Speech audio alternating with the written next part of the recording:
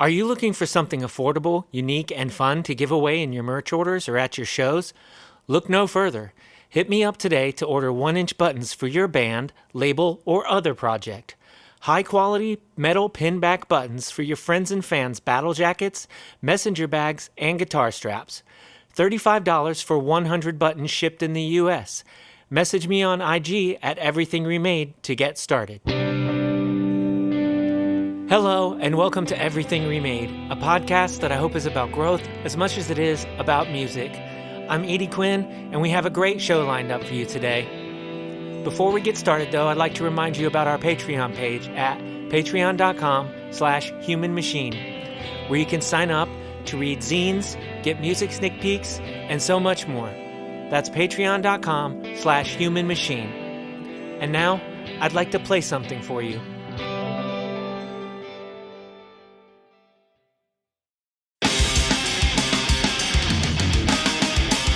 You're hearing No Interior by Spiritkiller, featuring my new pal Charles on vocals. The song comes from their debut self-titled LP, which will be out soon on Protagonist Records.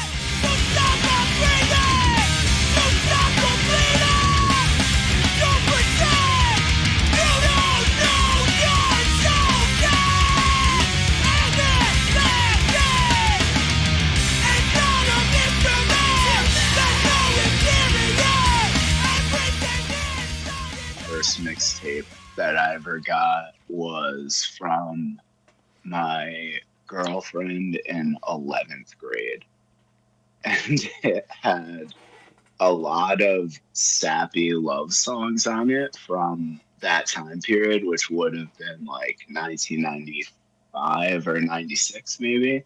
And so there was some like Juliana Hatfield. Yes. And yeah, definitely there was that song. I think it might be Amy Grant, but it's like, damn, I wish I was your lover, which is real funny in retrospect. And what this girl did at the time was that she sequenced the songs so that they would actually have like little spaces between them where she would talk and say what she thought about the song and why it applied to, you know, like our relationship at the time. Yeah. Which was actually like, you know, I mean, at the time I was like kind of overwhelmed by that, to be honest with you. Yeah. But I have always thought about it in retrospect. If making a mixtape, it would actually be kind of cool to space it out and like give your thoughts on the song to the recipient.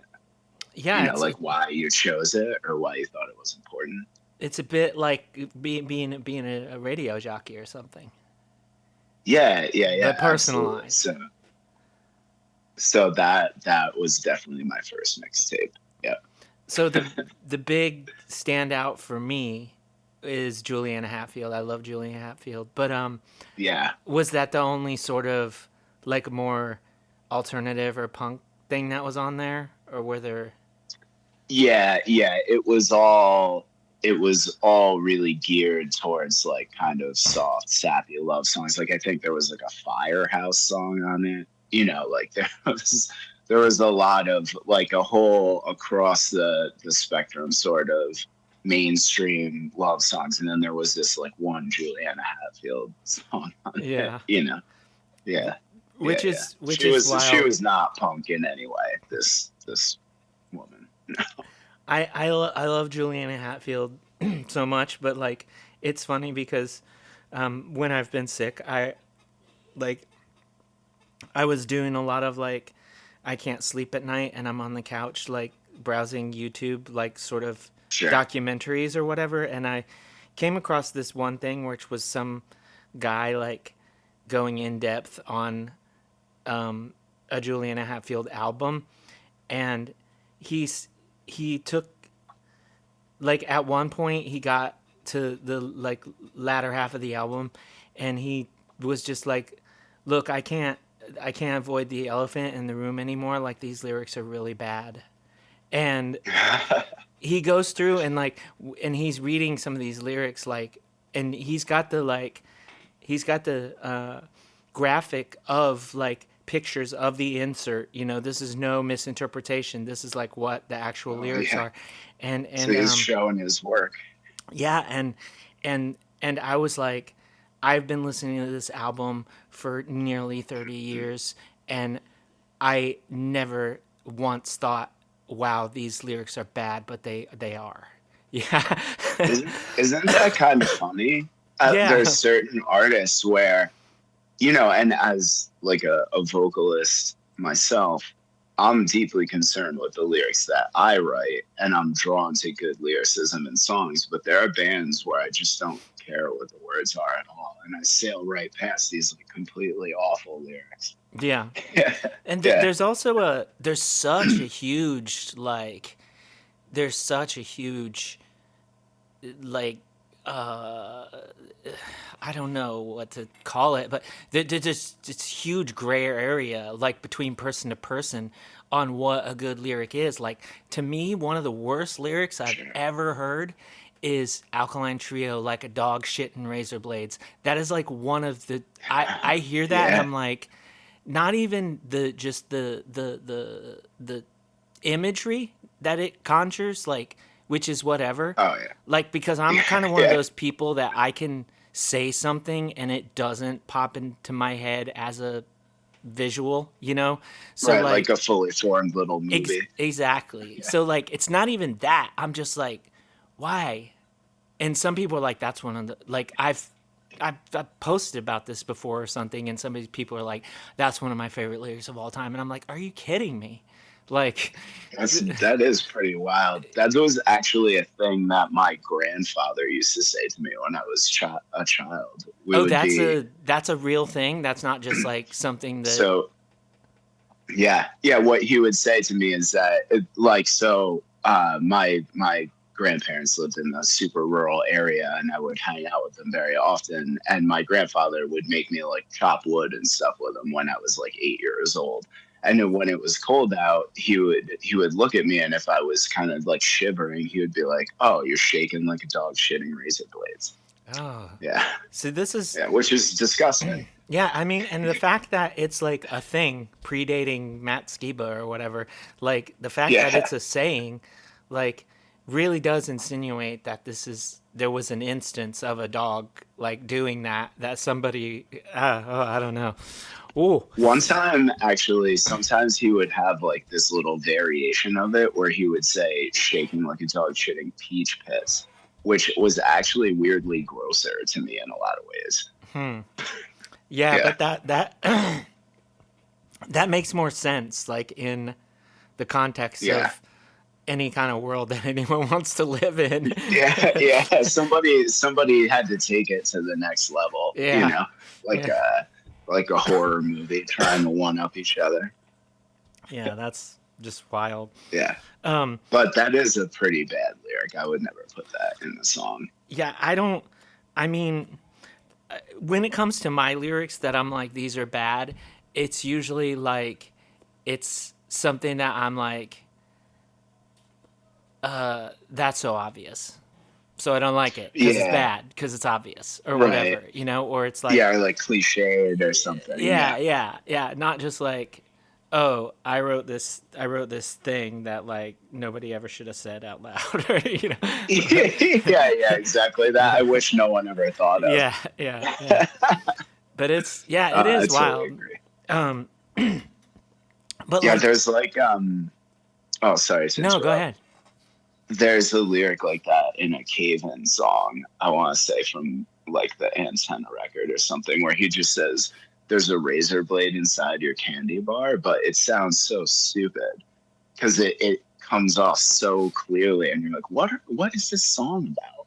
You know? Yeah. It doesn't make any sense in the context, and I have always like had a little moment of cringe whenever I hear it because I really like the song, but I don't like the words to it. Yeah.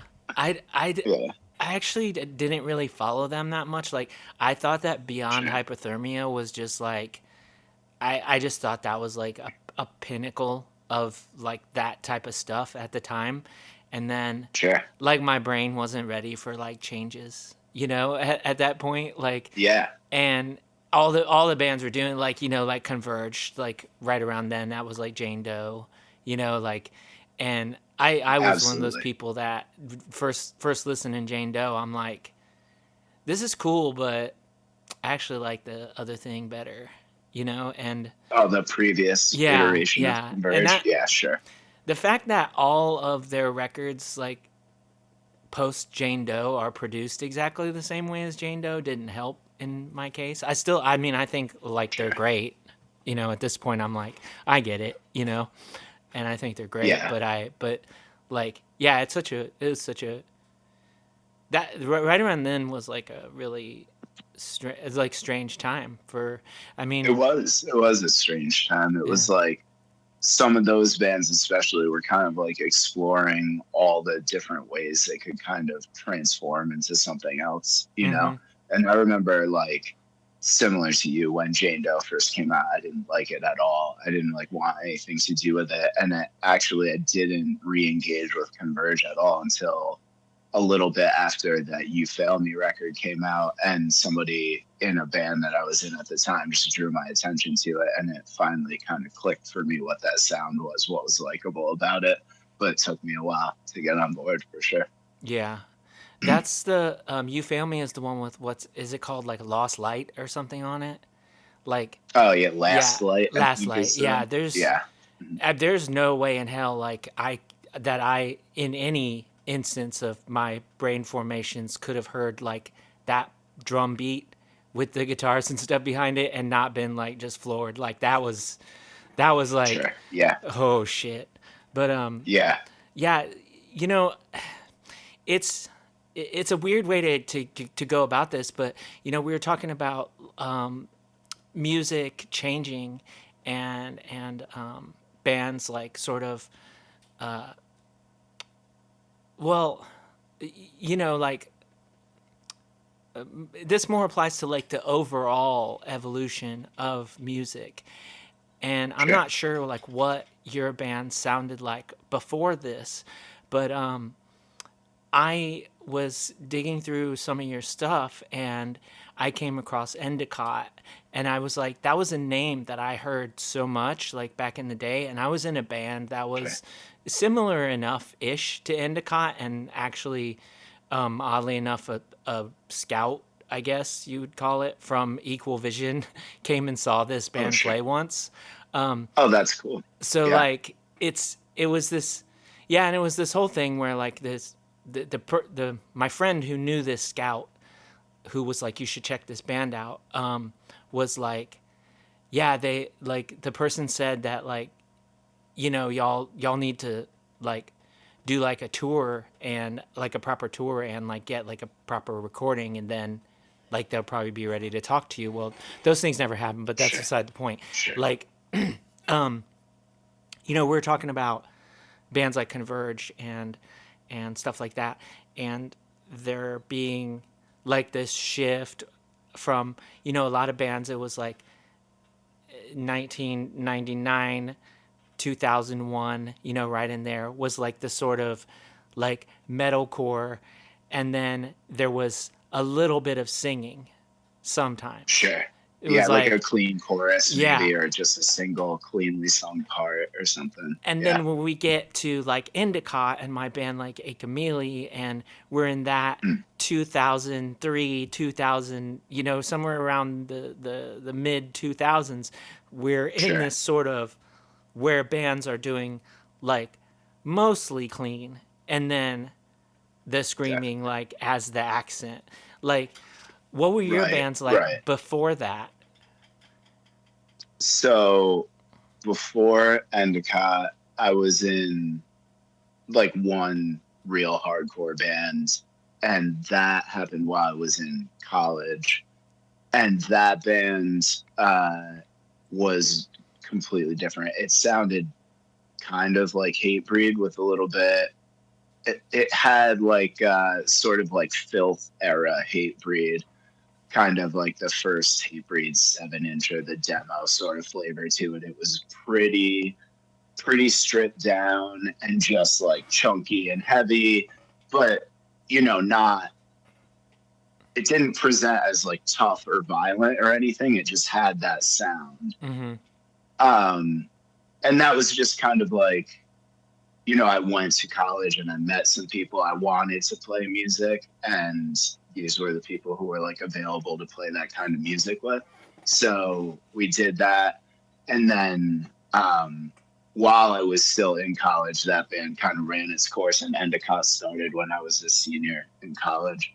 And initially, Endicott came out of like basically like a kind of youth crew sounding local band from Albany called Down Foundation.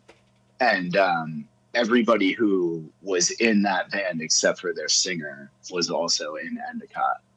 And they sort of transitioned right from that band to Endicott. Their singer left, and they continued to write like, you know, sort of like explore more melodic hardcore, I guess, like the kind of thing that would eventually come to be called like amazing core a little bit, Oh, I've never like heard the that term. stuff.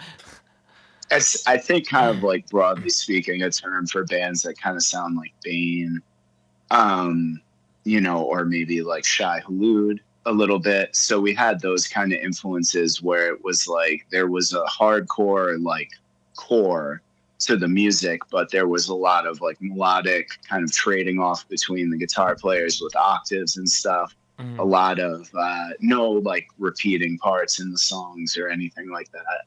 And they got relatively complex after a while. I mean, before before we wrote what would have eventually become the record that we put out on Equal Vision, we had written a couple songs that were like 4 to 6 minutes long, which is pretty long for like a hardcore song. And we were trying to weave in a lot of elements of like other melodic stuff. Like we were all big fans of, bands like Mineral and Glassjaw and Sunny Day Real Estate and stuff like that. So we were trying to put these kind of, you know, flourishes of that type of stuff into what we thought was just regular hardcore music. Yeah. And so, it's kind of like, yeah, I think you saw that kind of thing happen to like a lot of bands around this time. Mm-hmm. There was this sort of, because of actually sort of the rise of what I guess you could nascently call like metalcore at that point, like bands like From Autumn to Ashes and, Poison the Well and stuff like that. People who were playing heavier music felt okay about slipping these more like emotional kind of like cleanly sung parts, or maybe like one whole song on a record would be tolerable for a heavier band, and you could kind of just keep going in that direction until you became a band like Hope's Fall or something that just Right. eventually went like totally melodic, and sort of had like weird like heavy indie rock band vibes or something. Mm-hmm. So that was, as we were in our early 20s when we started the band, so you start to mature and you like other stuff and you branch out, and it like sneaks its way into your music as well. And so you start to lean that way at first without fully realizing it, and then you make it more intentional. And you know to like, close the circle on that, what also happened was that once we, like when we were in the run up to signing to Equal Vision, the A&R that we were working with was also kind of like pushing us to be a more melodic and approachable band from a songwriting standpoint, which in retrospect is kind of lame and weird. Yeah. But, you listen to what more experienced people tell you, sometimes. And so that was kind of what put sort of like the final spin on the band, where we became something entirely different because we started to try to work in a different songwriting mode and put like choruses in and stuff like that. And then it was much more like full on melodic, lots of like singier choruses and stuff like that. Yeah. Yeah. Now, coming from like the band that you were in before, was excuse me, was this like a gradual like testing of your voice to where you were like, oh yeah, I can do that kind of thing, or did you just already you're like you already had experience like doing like melodic vocals or whatever? No, I think like I just really wanted to try to sing that way. I think around the time that Endicott started, I was like really drawn to, more just kind of like more emotional expression in music. Like to be honest, um a big influence initially on that stuff for me was like the very first like Thursday EP, I Mm-hmm. think, because I just like really liked Jeff's voice and his lyrics and the way that he seemed to like be able to push this like emotional resonance into the music. And I wanted to do that, and you kind of can't do that if you're just like screaming in a low register like a tough guy. Yeah. Uh, so I tried to figure out ways that I could incorporate some of that stuff and I guess like thread the needle and do a little bit of both. And Mm-hmm. now sometimes when I listen back to it, it sounds a little like awkward to me, like I didn't fully thread the needle sometimes. Yeah. It's I also really, really loved that Canadian band Grade, oh and yeah. they did that. The kind of like same dude did the kind of good cop, bad cop vocals in that band, and I thought they were so awesome. So that was also kind of an influence there. Yeah, Separate the Magnets is an incredible album for sure. Yeah, I But love that record. yeah, my follow up question to that, and this is a much easier answer, is could you still do that if you wanted? Yeah, now I can Yeah. probably do it better, actually. Oh, okay. Yeah, I yeah. I don't know. I I don't know if oh, it's like excuse I me. the other band that I was, we down tuned we tuned down to D standard, and so it was easier to Sure. sound like your voice was higher. And so Yep. sometimes I'm Yeah. like, I think like, oh, I can't sing as high as I used to, and I'm like, well, is it because I play mostly in E standard now? I'm not sure, but like, Oh, yeah. yeah, sometimes it Well, you was, hear that a lot too, right? With singing, as you get older, it's harder to hit higher notes. I know yeah, that like lots of those older like metal bands have to tune like a step down now to yeah. match the I the I vocalist. heard Sure. even like Bad Religion does that, which is, I mean, Oh, that's wild. their vocalist is. I'm not trying to dismiss their vocalist like Greg Graffin. I'm not trying to say that he can't sing. He can certainly sing, but like it's very mid range, you know, Sure. and it's sort of Yeah.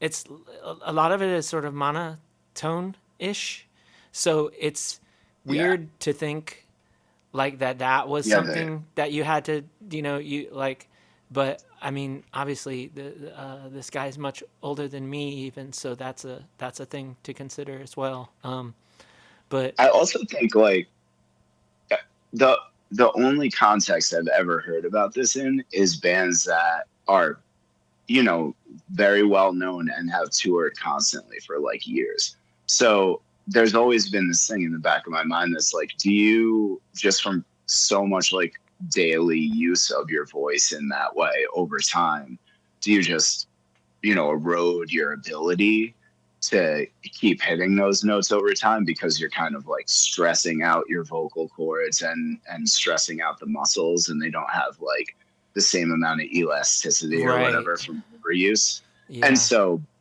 I think probably for me in some ways it's easier because I haven't been a touring musician for my whole life, but I've been singing in bands for like almost 30 years now. So my voice has kept its ability to do what it can do, but I haven't spent years on the road just blowing it out all the time. yeah.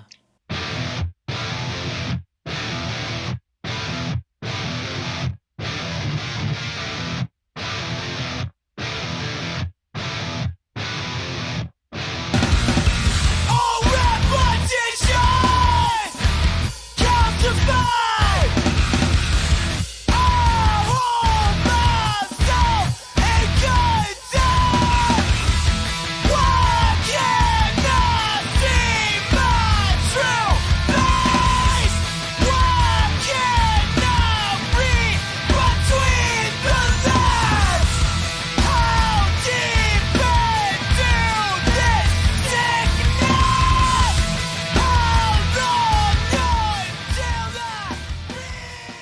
The other thing that's weird to me is, and this would be a more extreme case of like a band that like is already down tuned and has to down tune further or whatever. But it's like there's that whole thing where it's just like once there's once there's like so like once you go down into like C standard or something like, or if even if you Yeah, went further than that and you, what would that be, like drop G or something like I've heard of, I think like so. Yeah, I wouldn't even be able to tell. I'd just be like, I'm guessing what notes you're playing because there's just yeah, a warble that happens in my head yeah. when Like I'm, some atonality kind of yeah, drifts in there. yeah. I Yeah, I don't have any guitars that are actually set up to do this, but I have a couple things that I do where I'm in drop C and like it's like it, especially the bass guitar, like I'm like I can tune it like between every single take, and like when I get to certain points I'm like, is this open string, like is this off, is like I'm just like I right, cannot right. tell like what is happening. But Yeah, because it's kind of flopping. yeah, I mean usually Yeah, when you're doing that you're just doing some scream or something, but it's like if you're, yeah, I yeah. can't imagine trying to like follow that with like a correct note necessarily. It's I don't know. But then again, like um I just watched this like hour long Julie Christmas live thing, and I I'm just like that. I mean, she's on like a whole other level. Like just, Oh yeah, I mean, yeah. I'm just like floored. Like it's like they're, I don't know what they're tuned down in, but they're down there, and like she's just dead on every single thing. And I don't know. I mean, other people are better at this than me. Let's just put it that way. But I think that to myself all the time. Like I hear other singers do stuff, and I'm like, I wouldn't even know where to start. yeah, yeah. Yeah, Um, but you did touch on something, that I've always found important, which is, you're talking about like you're trying to inject a sense of emotion into the songs and stuff, and you can't do that by just having this really sort of one note delivery. Is that sure. something that even in a band like Spiritkiller that you're like really aware of, that you're like, I need to mix this up as much as I can, like without necessarily breaking like the angle that you're going for. Oh yeah, definitely. I think about it all the time. You know, well, I'm also in another band, like a kind of like crusty, sludgy doom band that I've been in for like a bit over a decade, actually. And in that band, I just scream and kind of roar. And it took a little while for that project to really get some dynamic range to it. Mm-hmm. Um, and now there's parts where I will sing melodically in that very quietly sometimes. And in the course of writing songs for that project and having it evolve in that way over time, I think I sort of stumbled into teaching myself a lot about dynamics in music and how you can make sort of subtle changes to like the tonality of your voice or the approach of it and get like a really big difference in feel. Mm-hmm. And that's really what I'm always looking to accomplish when I write a song, especially in Spiritkiller, because in some ways I feel like um, my voice is just it's in a smaller spectrum when I sing in that band. So there's less like obvious variation in it. I Mm-hmm. kind of have like two or three voices that I can use in Spirit Killer, where other projects you might have more options. So in some ways that is actually it has been like a pretty cool and interesting thing to sort of get comfortable with how I can use that approach to still give the lyrics like the emotional weight that I want them to have, you know, Yeah. and being able to sing with a little bit of melody to it helps as well, you know, because melody just generally seems to be more emotionally expressive to me than something that's atonal or doesn't really have a valence, you know? Yeah. So it's kind of like you're you're not necessarily imposing like parameters on yourself, but you are aware that this band sort of falls in this like area of bands, and to go too far in any direction sort of breaks that. And so Yes. it's Yeah. like, what can I do inside these parameters that is the most effective use of these variations on what I'm doing without Sure. just saying like, okay, and the next thing you know, like this band doesn't sound like this band anymore. Right. Right. Yeah. And so I'm kind of, you know, as an artist, or the way that I approach projects that I do, I can easily get kind of like a little obsessive about, you know, internal cohesion.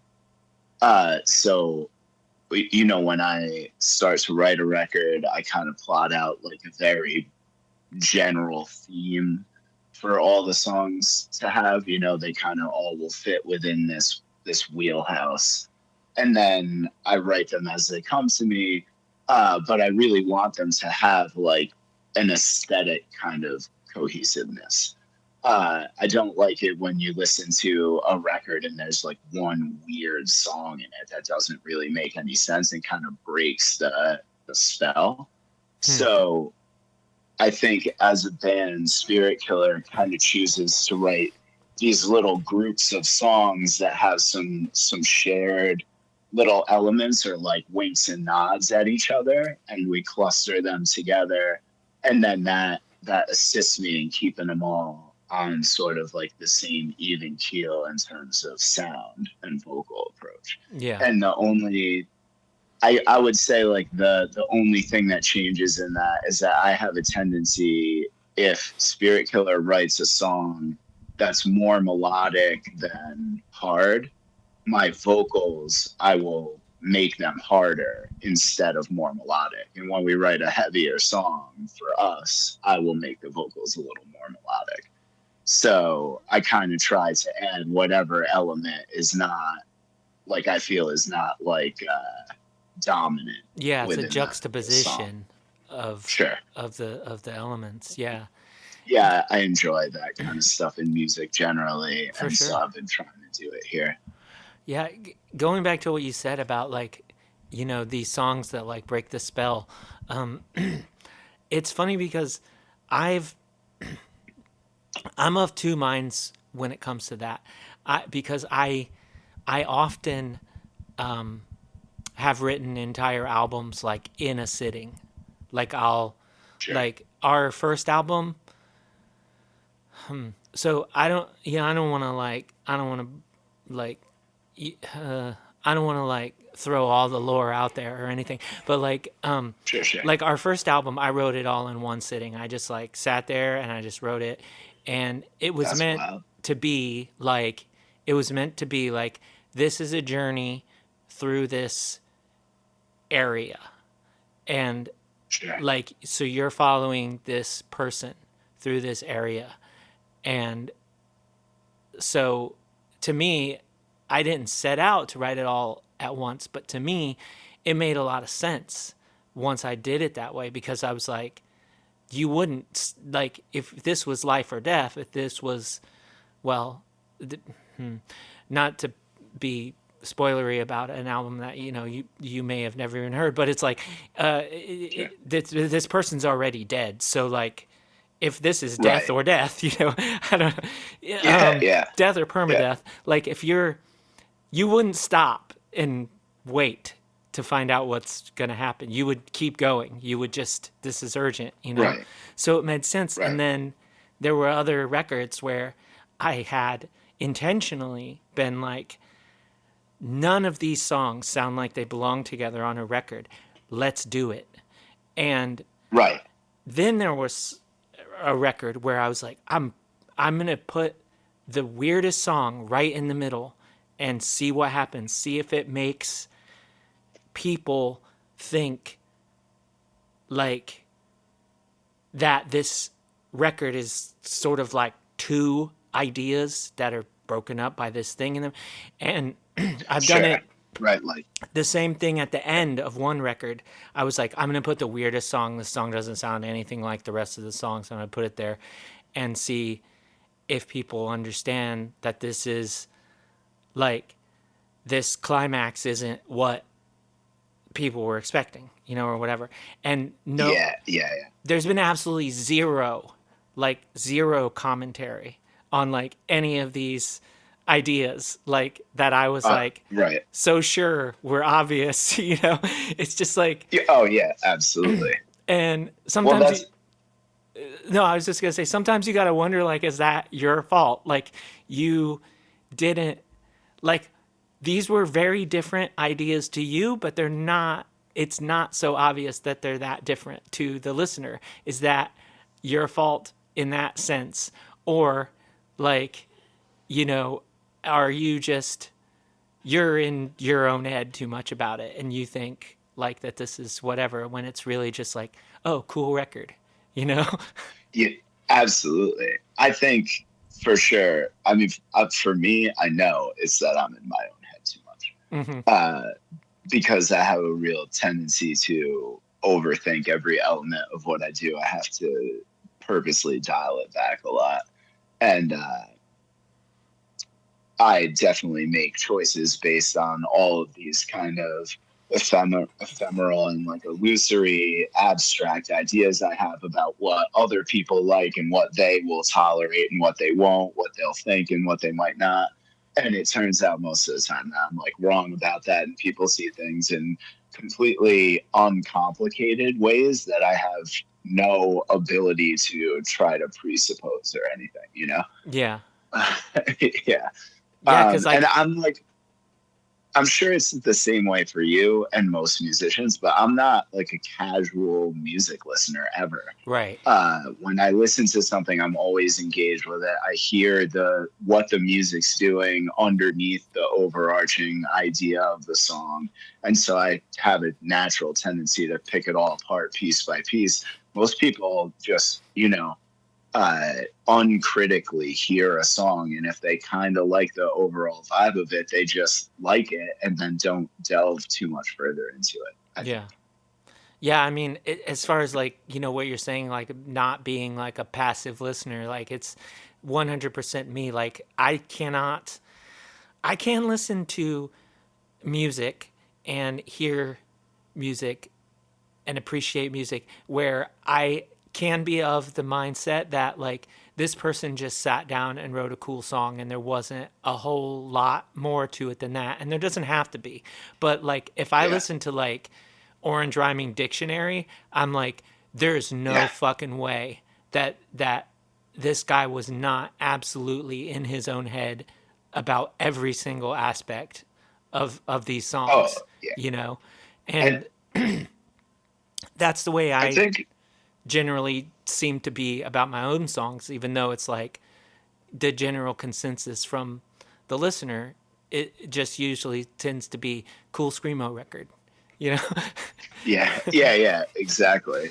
It's like, yeah, I don't know how to appreciate something for aesthetics alone, I think, when it comes to music. I need to know a lot about it. I want to know like how it was constructed, what the person's, internal life was like at the time. I need to contextualize it. And that's that kind of can ruin your ability to appreciate certain things in an uncomplicated way, I find. So for a long time now, as an artist and a person who wants to appreciate art, I've been trying to strike a balance between listening to something or experiencing some art at the complete surface level of just aesthetics, Yeah. or, preventing myself from completely deconstructing the entire thing into its component parts and then reconstructing an idea of it for myself. Yeah.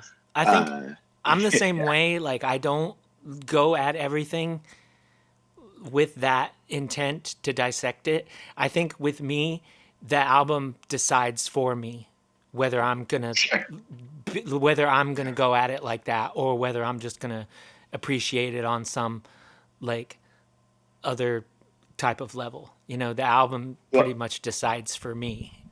Like, and I think that was an interesting thing that you brought up when you were saying about like putting the weirdest song in the middle of the record. Sometimes, for sure, I can both appreciate and tolerate that in a record that I like to listen to, because it's just sometimes that works within the context of the music that you wrote, or like the thing that you made. Sometimes it just works in a way that like I wouldn't think of, yeah, right? And it's like, I think when it comes to making my own art, I just haven't gotten to a place where I have confidently thought of something like that would work, yeah. you know? I think a So great yeah. example of that for me personally, or just like one of the top things that jumps out, is the Who Calls So Loud albums. Oh yeah. Like, Yeah. it's just fucking like, where's this fucking slide guitar come from? Like, what the fuck? And Yeah. it, There's so many elements that yeah, kind of come out of the it blue. just Yeah. flows so perfectly. And Yeah. like, as far as bands now, like Soul Glow's a really good one. Like, you're Sure. just like, what? Like, this is the hardest, like, just like stomping on the street, like punk thing, and then the next thing you know, there's like hip hop beats and like everything else, and it's like none of it is like, I don't want to Right. Yeah. say You like, wouldn't. I don't want to say it's not It's a surprising, but it's just like you just, it goes over you. You're just like, yeah, this fits, and like, yeah, it's, I don't right.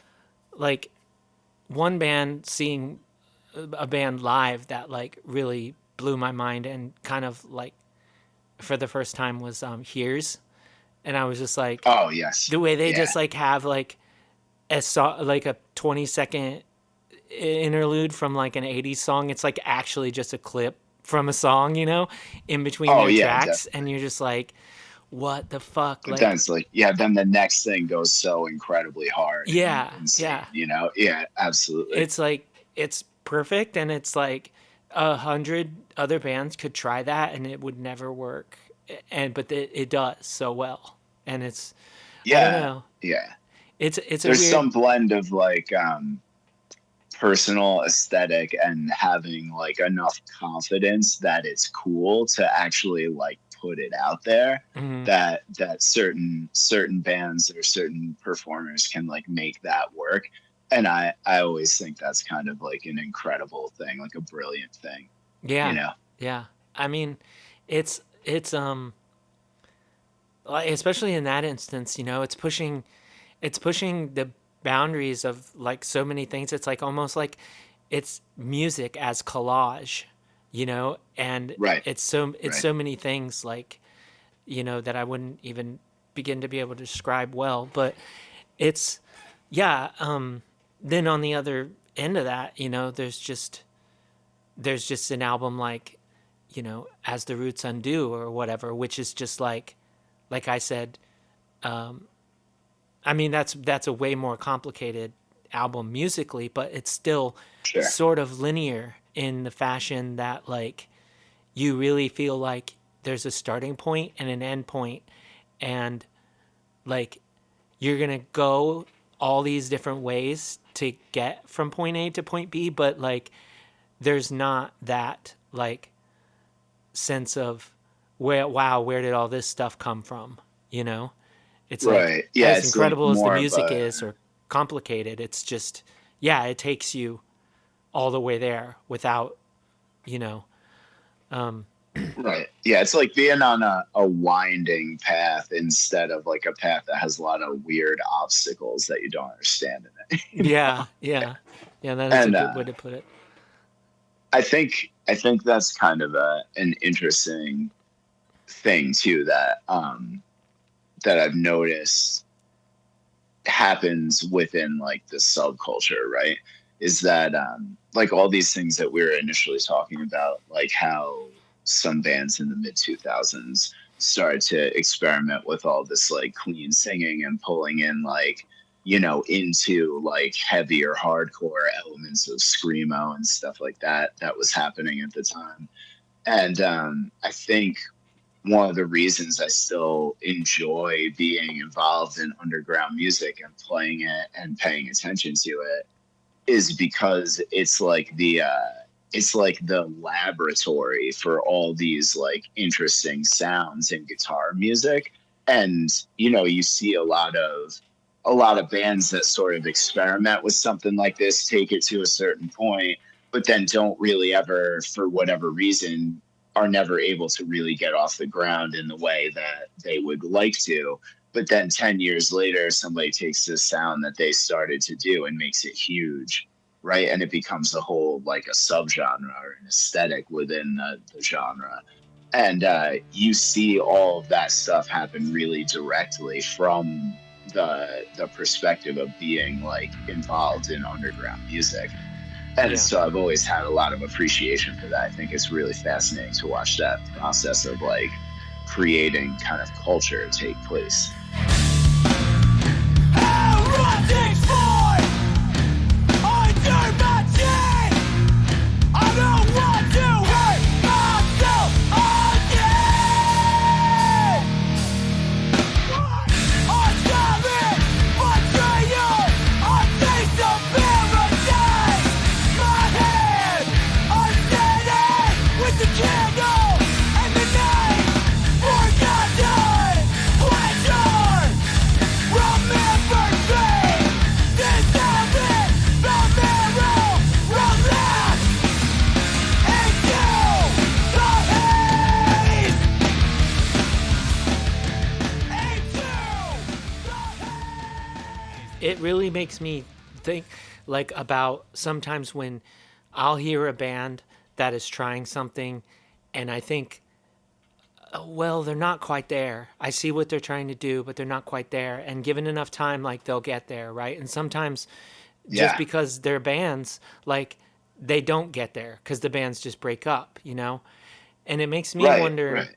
like, about albums that I think changed the landscape of music in one way or another. Like there's probably records of this question, but I'm not gonna look into it because I think it's more interesting to me personally to just wonder. But it's like, you know, like since there's just like the 30th anniversary of Pretty Hate Machine, it's like it makes me wonder Oh like, yeah.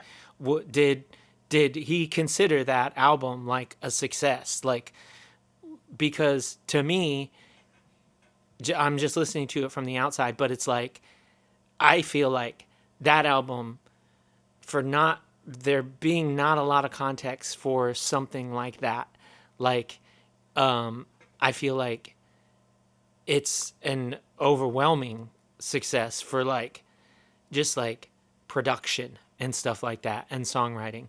But like, you know, Definitely. as far as like how much their productions have changed over the years and stuff, you got to think that there's like an element to it where it's like, yeah, we could have done this better now, which is, I mean, Oh yeah.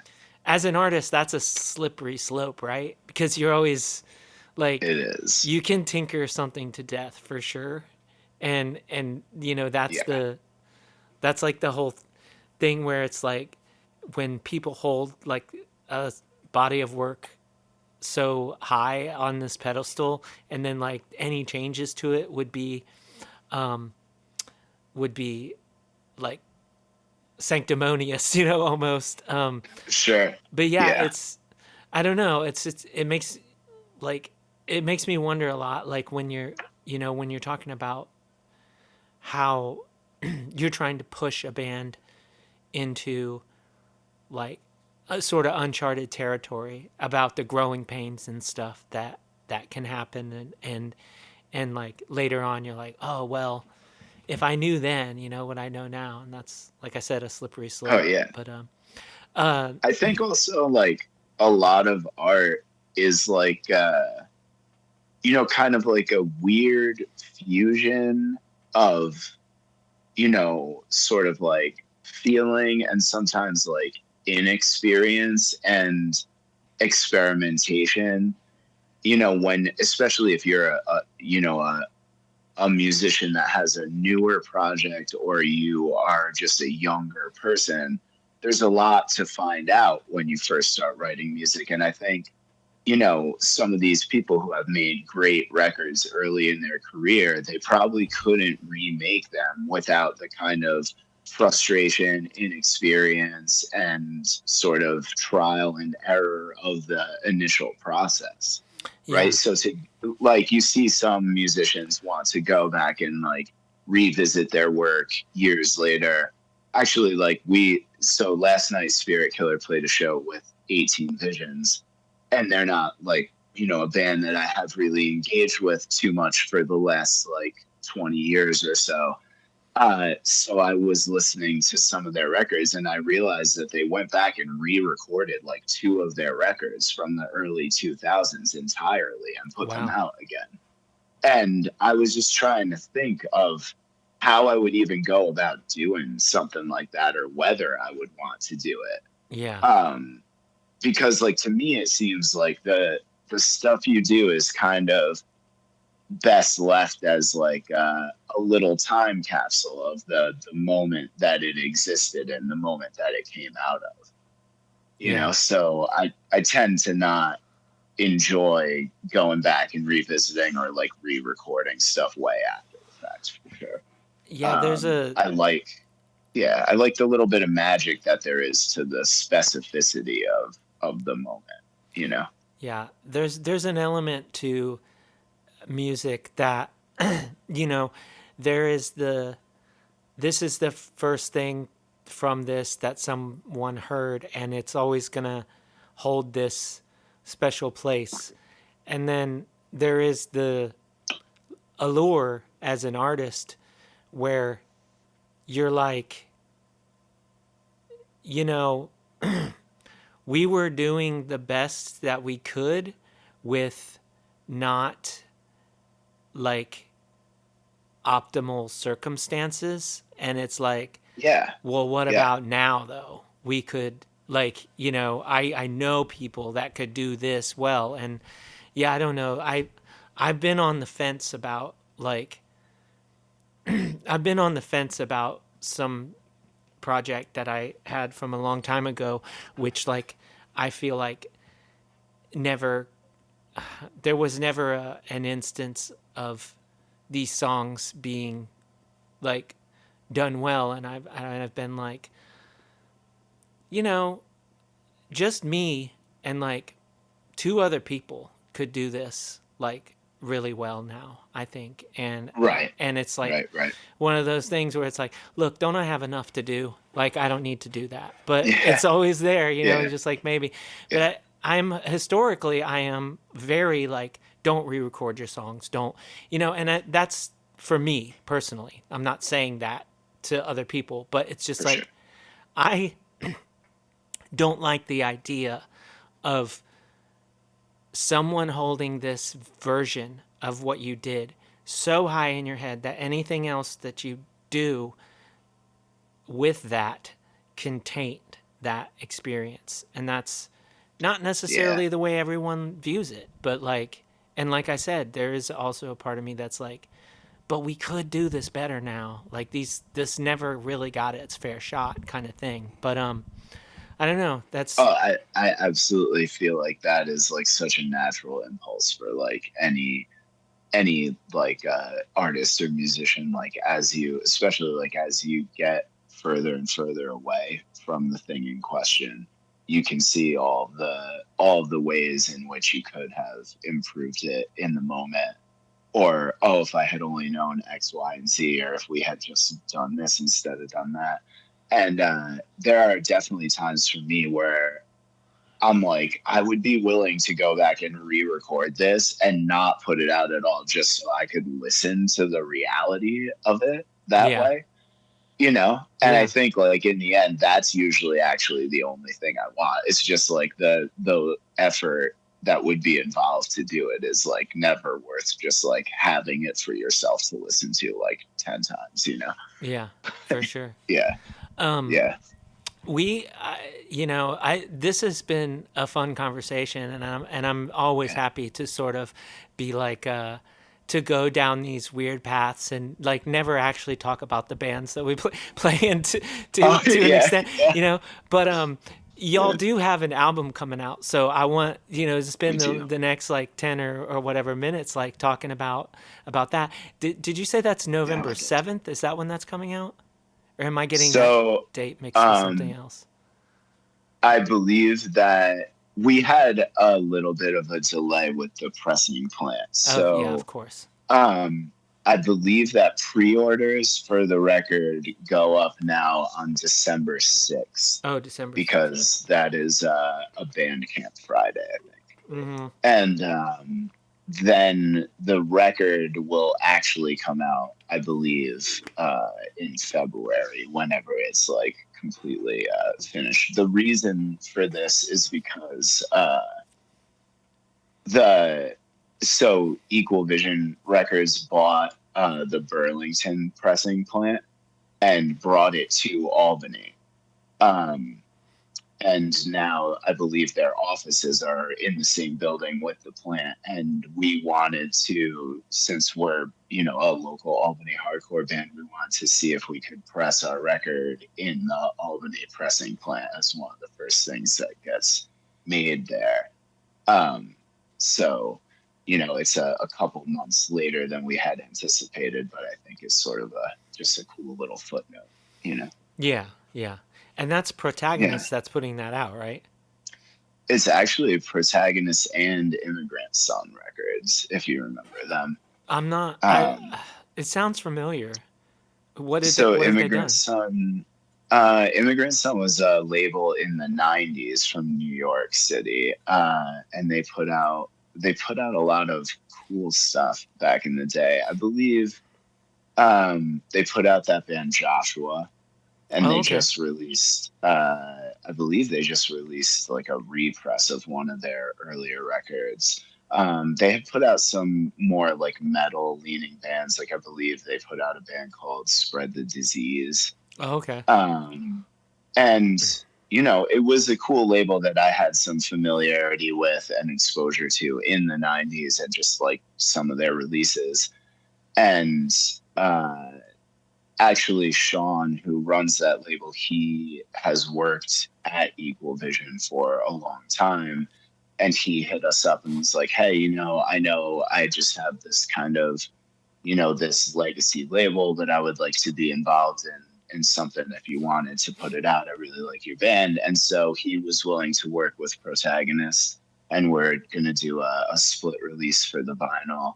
And Sean from Immigrant Son really likes to do special packaging. So we are going to do 60 uh, copies of the record that have basically like a book binding, where the artwork will be like printed directly onto like almost like a hard cover.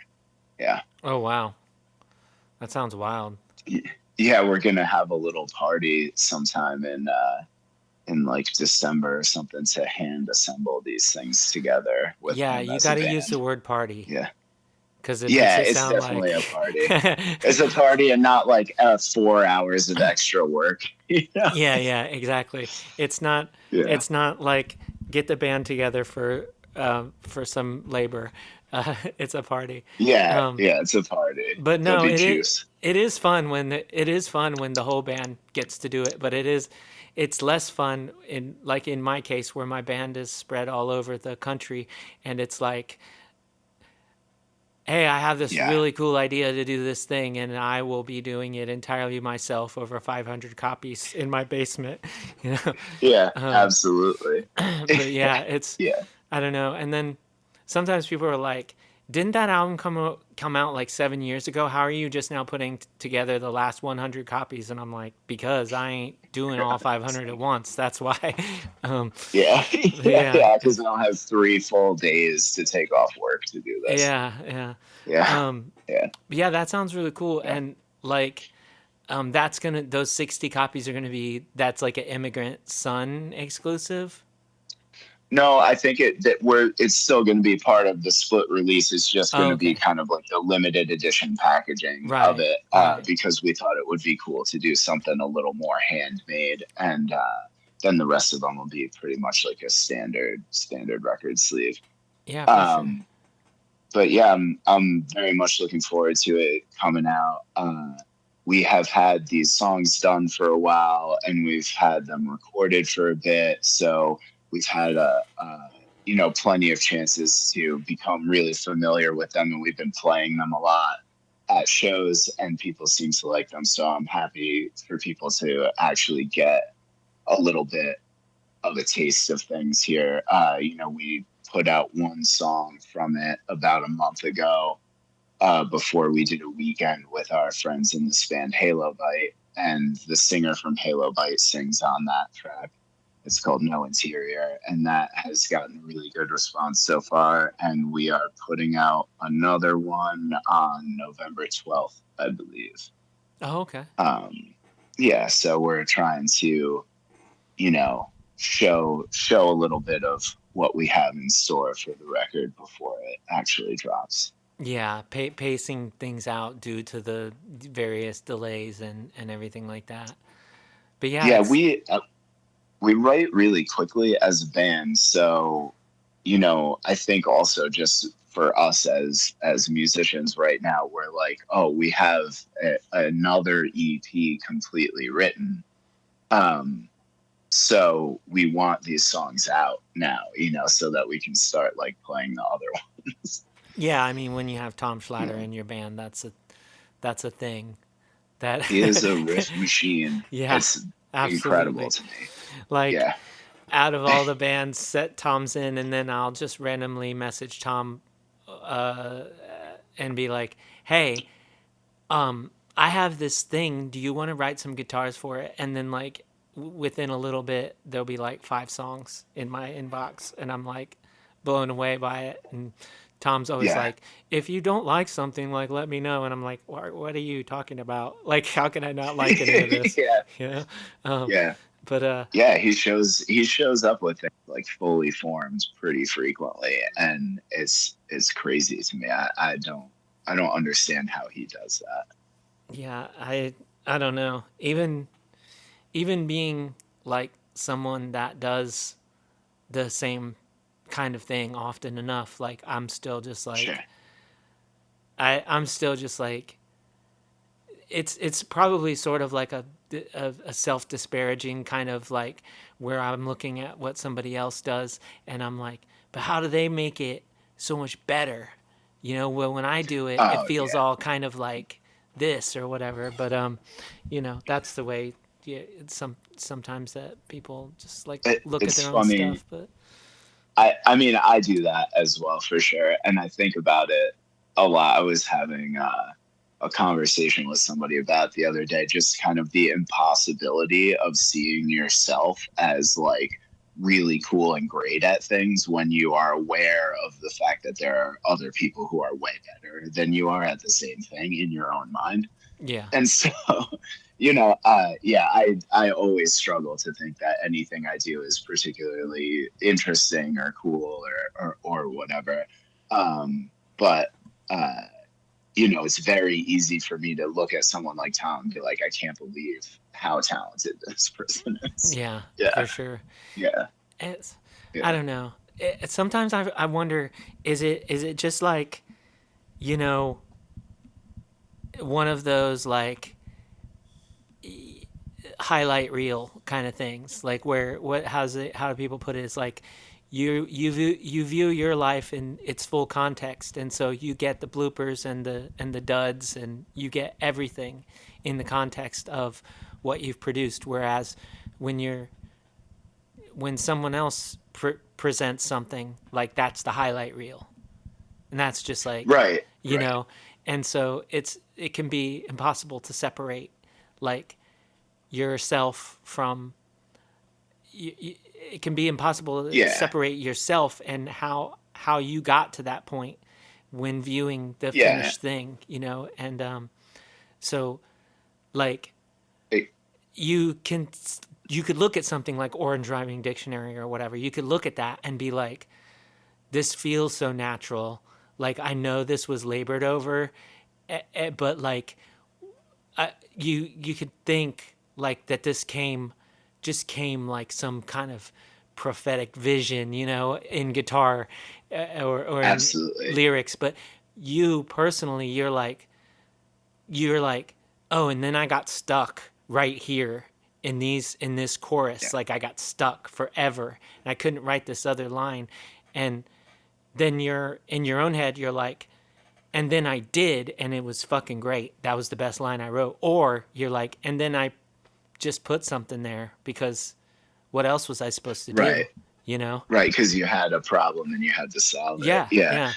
Yeah, and well, that's the thing, is you never get to see anybody else's failures along the way, but you're acutely aware of your own whenever you produce something. And so that it gives you like a kind of context and anxiety free way to see what other people do that you can't ever really have when you examine the things that you've done.